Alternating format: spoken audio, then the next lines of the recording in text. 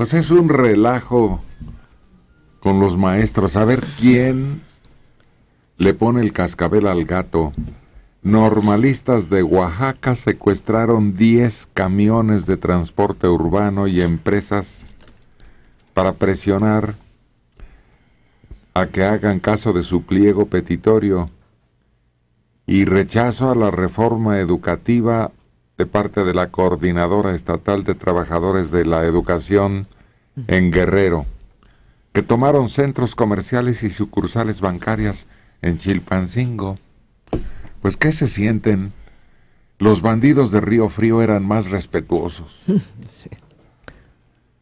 Maestros y normalistas de Guerrero y de Oaxaca, de la Coordinadora, reactivaron bloqueos y secuestros de unidades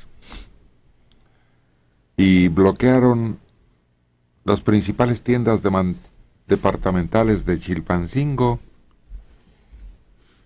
En Oaxaca, una marcha para exigir la aparición con vida de un profesor que se les perdió, Carlos Román Salazar. Pero el pretexto es lo de menos. Normalistas retienen camiones de transporte público y camionetas repartidoras de productos. El lunes detuvieron 6 camionetas y 12 camiones, que regresaron el miércoles. Ayer, el mismo método. Tomaron 20 camiones que devolvieron a sus dueños en el transcurso del día. Y hasta anoche todavía un vehículo de la Comisión Federal de Electricidad y 7 camionetas estaban detenidas en un centro de escuelas normales de ese rumbo. Y pues no hay quienes los sujeten, los sometan al orden, quienes los detengan, los castiguen. Y la gente está muy preocupada en Guerrero y en Oaxaca. En Chilpancingo, en la protesta de reformas laborales y educativas, bloqueados desde hace 2 semanas los accesos al Palacio de Gobierno, al Congreso local y a la Secretaría de Educación Estatal en Chilpancingo. ¿Qué tendrá que ver todo eso con la calidad de la educación? ¿Por qué a los empresarios que les son secuestradas sus unidades, el gobierno no los apoya? Porque seguramente ellos denuncian. ¿Por qué el gobierno no los apoya? ¿Por qué permite eso? Se está convirtiendo no en un grupo magisterial en protesta, en un montón de delincuentes que dañan a gente que no tiene nada que ver con el asunto. En 3 entidades ayer arreciaron las protestas en demanda, por un lado, de plazas, de pagos y hasta una caseta de peaje ubicada a la altura del municipio de Huitzo. En Oaxaca los inconformes impidieron el cobro del peaje, pero exigieron una cuota voluntaria a los automovilistas. ¿Tú crees?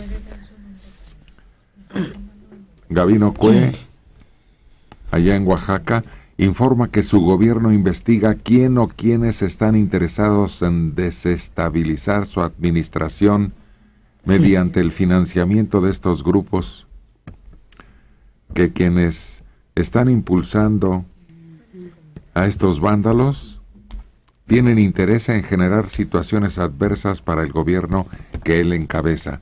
Bueno, pues entonces él, que se ponga manos a la obra, los pare en sus acciones y los interroguen para averiguar si es que están bajo el patrocinio de alguien en especial. Pues sí, porque decir estamos investigando, no, que sea paralelo el trabajo. Por un lado, que investiguen y por otro lado, que detengan. Porque tú dices, ¿no hay quien los pare? No, ya se incorporaron al día a día este tipo de manifestaciones y de abusos en contra de los comerciantes y de la población en general. Y los gobernadores, bajo la figura de libertad de expresión, que en el fondo lo que oculta es miedo a enfrentar a los revoltosos por no perder capital político, entre comillas, porque no puedes perder lo que no tienes. Y no lo tienen. ¿Quién está interesado en perjudicar su gobierno? Malas noticias, señor, nadie. Usted lo está permitiendo. Usted se está saboteando solito. Y yo soy muy inocente, porque esos no son maestros, son vándalos. Eso de pedir cooperación es una salvajada, pero bueno. Si no pueden detener a los maestros, que son maestros, que están identificados, que pertenecen a una institución, ¿cómo van a detener a los grupos de autodefensa, que no saben quiénes son?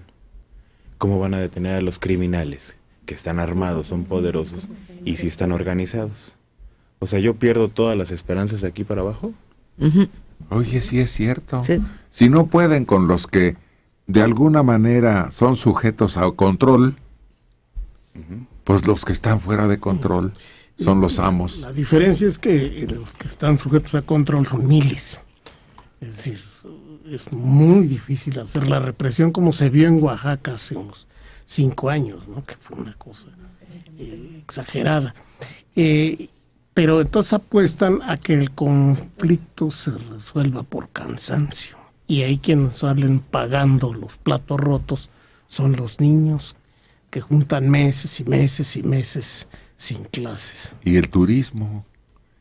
Y si te bloquean accesos a las principales oficinas, se produce un retroceso en los trámites. Claro, en toda actividad económica, el comercio. Tu negocio, si está cerrado un centro comercial, estás pagando renta. El de la renta no te dice, oye, pues no, te perdono porque no abriste. Bueno, a ver, Acapulco. Luego de más de 15 días de paros y bloqueos a oficinas gubernamentales, Educación de Guerrero determinó suspender el pago de la quincena de marzo a los maestros inconformes por inasistencia. Eso. Sí. ¿Por fin? Sí. ¿Alguien? Ese puede ser el punto en el que los maestros tomen conciencia, porque si por un lado los está apoyando alguien en el movimiento, bueno, pues tienen su chivito, pero aparte tienen su extra y me pagan por hacer relajo, ¿no? Córtenles el sueldo, pero Les cortas tranquilamente. el ombligo. Sí, sí, sí. Y a ver ahí cómo le hacen. Es lo que más te duele. 2 cosas le duelen al ser humano: dinero y sexo. No hay más. ¿Dinero y qué? Sexo, la abstinencia sexual, el rechazo sexual. ¿Y qué Lo que tiene que motiva ver al eso? hombre. Te digo que son las 2 cosas que motivan al hombre. Ah, Entonces, como lo otro no sabemos qué pasa en sus vidas, el dinero sí. Córtales el dinero y hay reacción. pues yo les cortaría otra cosa y el sexo también se queda ya detenido.